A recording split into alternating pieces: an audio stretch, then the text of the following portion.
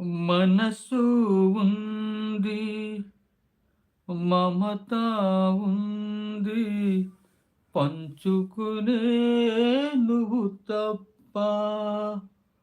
ఊపిరి ఉంది, ఆయువు ఉంది, ఉండాలనే ఆశ తప్ప.